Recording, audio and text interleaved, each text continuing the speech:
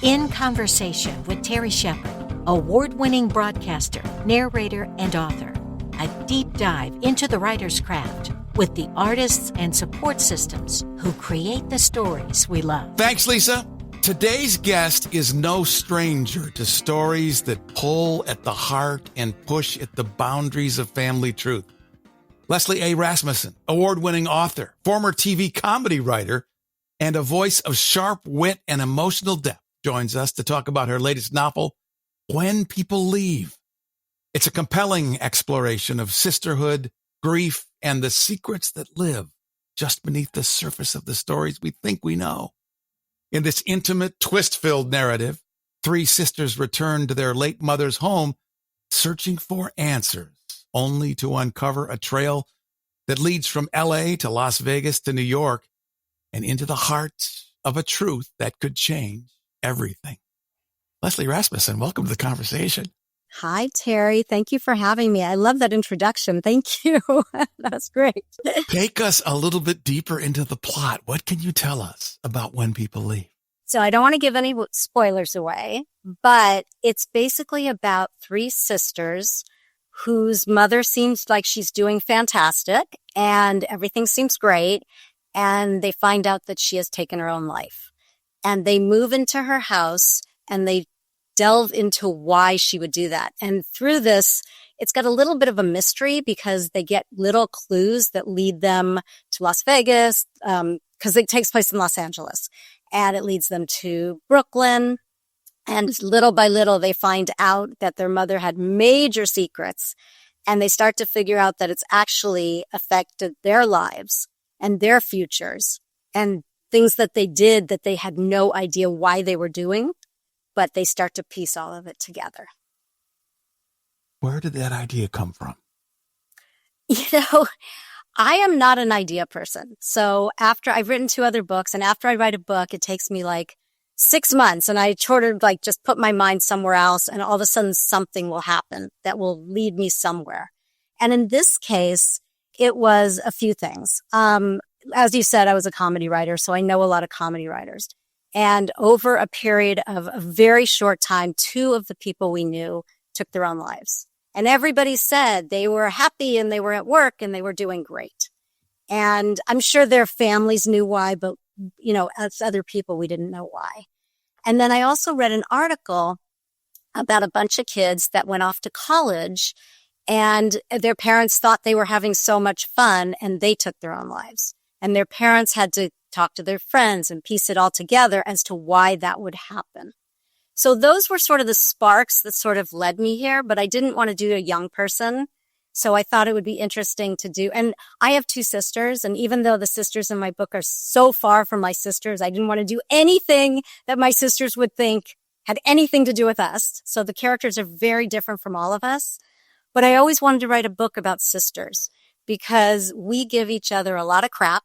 And we can be sarcastic and funny, but we adore each other. And I like that relationship. And when I write, there's always pieces of my childhood and conversations that I've had with my sisters that I always piece everywhere. So, or my mom, situations that have happened with my parents, just all kinds of things. And I know they're there. And when my sisters read them, they laugh because they know they're there. The Weiss sisters each bring their own emotional baggage to the house. How did you develop their distinct voices and personalities? I am very quickly, I get a name of whoever these people are. And I kind of knew that I wanted them to be different from each other, but have things in common.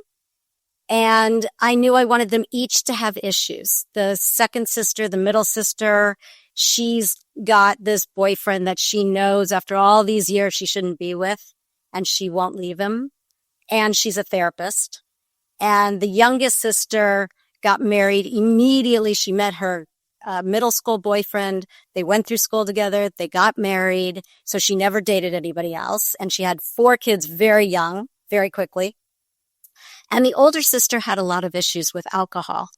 And it's her journey also with alcohol. So I wanted to find different things for the sisters that might relate to things that I knew had happened in their lives with their mother, because I knew the ending.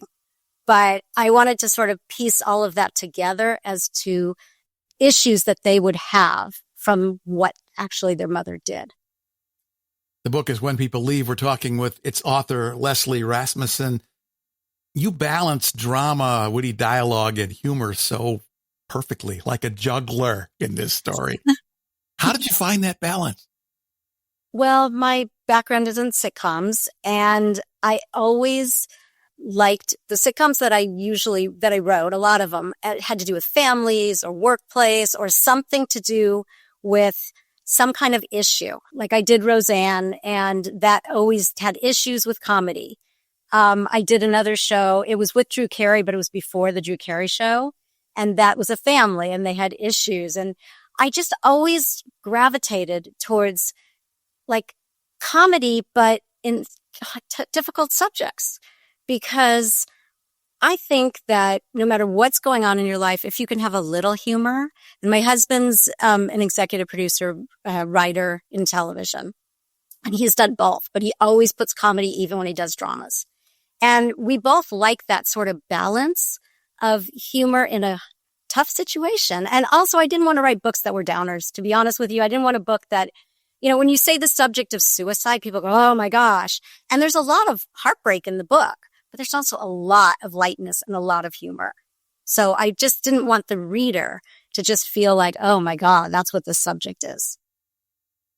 When you were a kid, what did you want to be when you grew up? I didn't want to be a writer.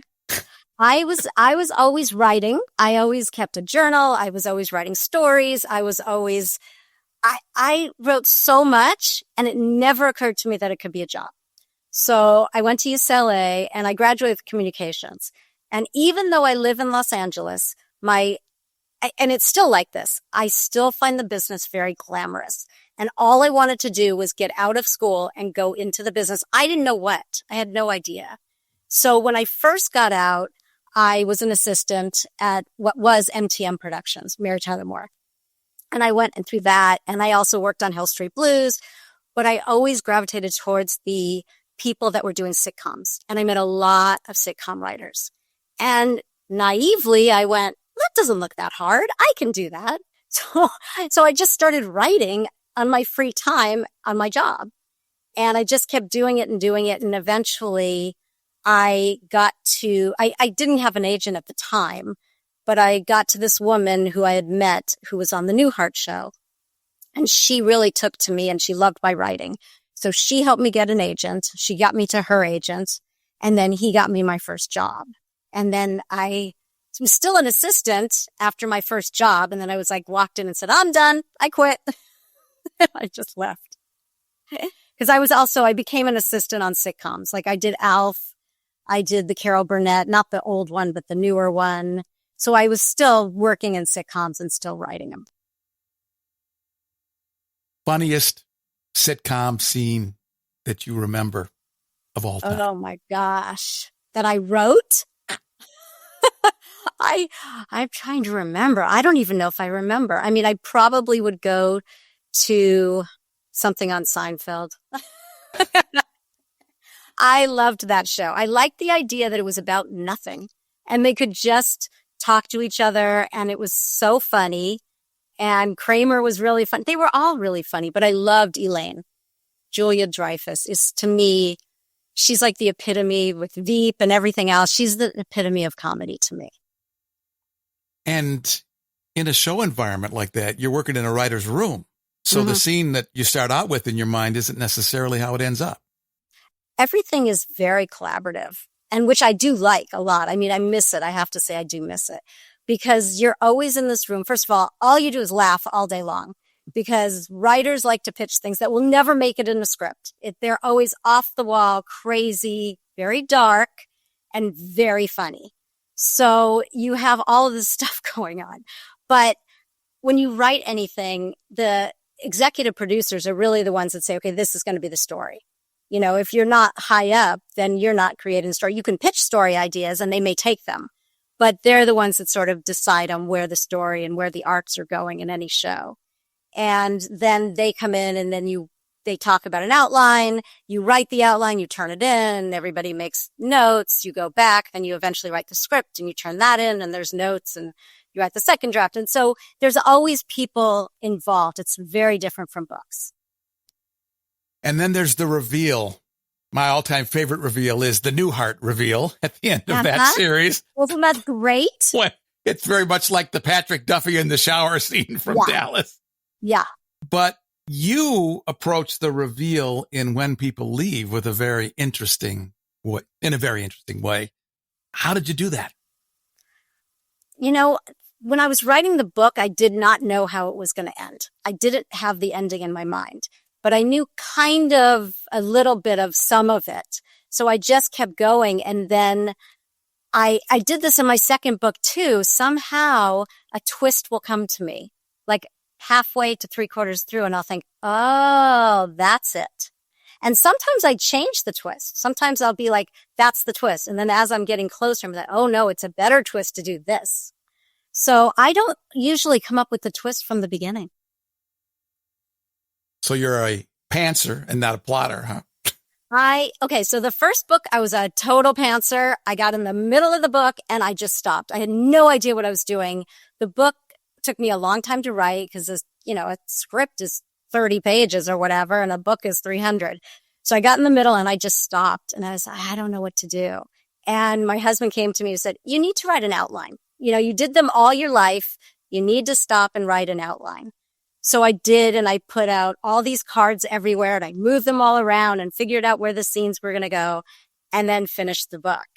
But the second one, I absolutely outlined. And the third one, When People Leave, I absolutely outlined. It's just, even with an outline, sometimes you hit a point that you just kind of go off on a little bit of a different direction, or you find something that is not something you started with.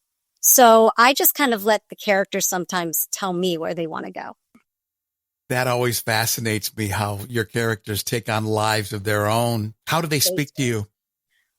Sometimes in the middle of the night, which is the worst, because I'll wake up and I'll grab my phone and I'm writing things down. And sometimes it makes no sense in the morning. Sometimes it's great. But you just started getting into the character, and I write a lot of dialogue because that's what I like to do. And that's, again, from my TV career. But I write a lot of dialogue, and they are kind of just going back and forth, back and forth, back and forth. And then eventually I get the characters so much, because I always go back also, like maybe I'll do like 10 chapters and then I'll go back to the beginning and I'll actually edit those 10 chapters, because now I kind of know who these characters are, and they say more things to me than they did at the beginning when I'm first writing. So that's they just develop themselves. I mean, once I kind of know generally who they are, and a name really helps me. Once I get the name, I don't know why I can see them in my head. Grief shows up in complex and sometimes surprising ways in When People Leave. How do you think fiction can help us process real life loss? I think fiction, I mean, there's self-help books, and I know that there's a lot of grief books out there, and I'm sure they're incredibly helpful. But I think with fiction, sometimes you're seeing somebody else go through something that you are going through, and it makes you feel less alone. It makes you see something from a different perspective, possibly. And I just think that grief, it's not a linear line. It's not linear at all. I mean, I lost my father almost 9 years ago, and I think about him every single day. He was the writer in the family. He's the one that would go crazy over my career. And he died right before my first book was completely finished. So he did not get to read it. I did dedicate it to him, but he didn't get to read it. And I know that, my grief, like at the beginning, was terrible. And then it sort of got better. And then it went this way and that way. And so I kind of know a lot about it just from a personal standpoint. And so I think that, like in the book, their grief, they have anger, they have denial, they have sadness, they feel everything, and they have laughter. I mean, when my father passed away, I went to my mother's immediately, and my sisters joined me, and we were all laughing. I mean, we were crying and laughing, but we were talking. My father was a total funny character. So we just went through all the memories and things about him. And it does help. So I think other people seeing that and seeing a little bit of lightness at times and feeling like it's okay to laugh and not to feel so bad about finding a memory that's funny. I think it's important. And I think fiction can do that for you. At the heart of When People Leave is the question of whether uncovering the truth heals or harms. Where do you personally land on that question? I think it can be both. I think, there's people out there that find out that their father, is not their father and there's a biological father and they go connect with him, and that's fantastic. But there's also, you're going to be left with the idea that somebody lied to you. And if you're, an adult, and I've heard about adults finding out they were adopted, like from both the parents, and they had no idea and the parents never wanted them to know. And somehow they find out, or through these ancestry.coms and all that kind of stuff. And I think that can be really tough, because then you're looking at the person, your parents, and you're thinking, well, they're not my biological parents. What does that mean? Do I go find them? And does my biological parent want me? And so I think it's a little bit of both. In my book, I think it's helpful for the sisters to find out everything they find out. I think they realize that, like I said, they realized the decisions they made, some of them were based on things that happened when they were 1 and 2 years old. So, and it's just the way their mother was. So I think sometimes it can be helpful and sometimes it can be hurtful. We're talking with Hollywood writer and author Leslie Rasmussen about her new book, When People Leave. What's it like to be famous? I'll tell you when I get there. I have no idea. I am far from famous. I am trying to get people to know who I am, but I'm far from famous. Well, for many of us, we would consider you a smashing success with the things that you've done and the outlets that you've been able to talk about your brand and your work on. How has that changed you? Oh, gosh. It's changed me dramatically. I was very shy. I mean, not shy like with people if I was out somewhere, but shy to talk about myself, shy to talk about any of my accomplishments at all. And I sort of I want to say stayed in the background a little bit. I am more of an introvert, but I call myself an extroverted introvert because I can go somewhere and talk to people easily, but I also need time to be alone to kind of regenerate. It takes a lot out of me. But it has changed me dramatically as far as just self-confidence, as far as being able to do podcasts like yours, and feel comfortable talking about whatever I've done. You often speak on panels about female empowerment.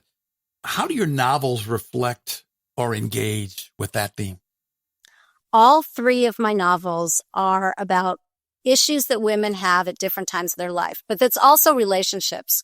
My second novel probably would be considered more women's fiction, but my first novel is about a woman. She's 45 years old because I wanted to write something about somebody in midlife. And she doesn't know, she has a daughter who's about to go away to college, and it's her only daughter. She has a husband that's going through something that she doesn't know what it is, and he's distracted. She has parents. She's in the sandwich generation. She has parents, and her father has a pretty big medical issue going on, and he's her rock. So she's floundering, and she doesn't know. She had a great career. She was in publishing when she was young, and she was moving up through the career, and she gave it up to raise her daughter. So she basically is trying to figure out what's the next chapter of her life. And where is she going to go with that? So that's an issue I think a lot of moms face if they do give up their their jobs for their kids. And it's also a relationship book between her and her husband. So there's a lot of things that go on with that. My second book was about 2 women who meet in a support group. They're in their 30s when their pregnancies, in coming up to their second trimester, they find out there's something wrong with both their babies. And they bond over this. And one of them's married, so she's got that relationship issue. And the other one's single and looking for love. And they have to figure out the biggest decision that they'd have to make is whether or not they terminate or whether or not they go through with the pregnancies.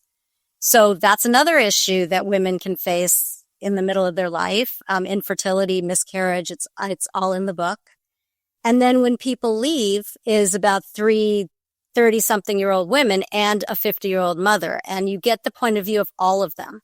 So you can see the point of view of the mother and what she's going through and her background.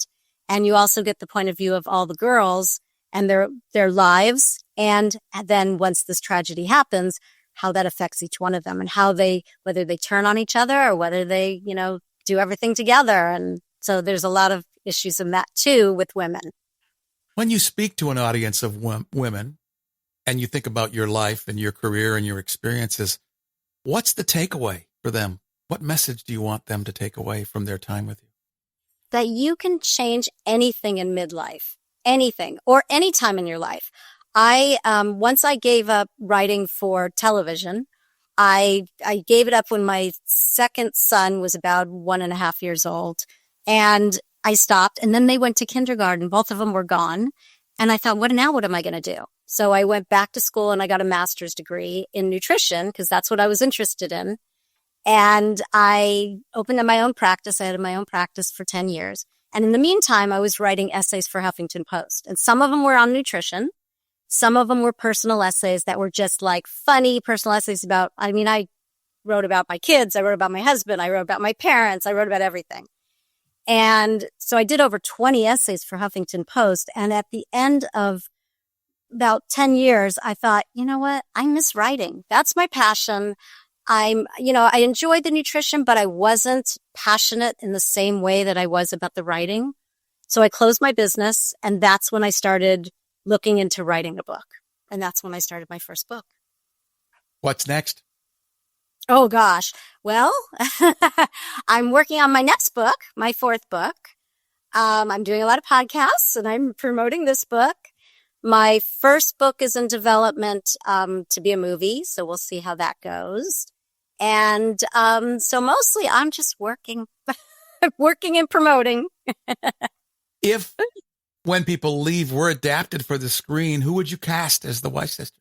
Oh, that's a tough one because I am not 30. I don't know all the up and coming 30-year-olds, or 38-year-olds who play 32, that whole thing. So I haven't really thought that much about it yet. So I don't know. I have to put some thought into it. I'm not really sure who I see playing them yet. I don't know. I know who would play Maggie in my first book because there is somebody that's kind of attached. I just can't talk about it because I signed a non-disclosure. So, but I do know, and it's a perfect person. Well, and once you give up the rights to the production company, you really lose control anyway, right? So you just keep your fingers crossed and hope it turns out something interesting. Yeah, except for in this case, they've been very collaborative. So, and they love the book. So we'll see. I haven't seen a script yet or anything like that, but they've been great about it. So we'll see. Why do you write? Oh, I write because I have to write.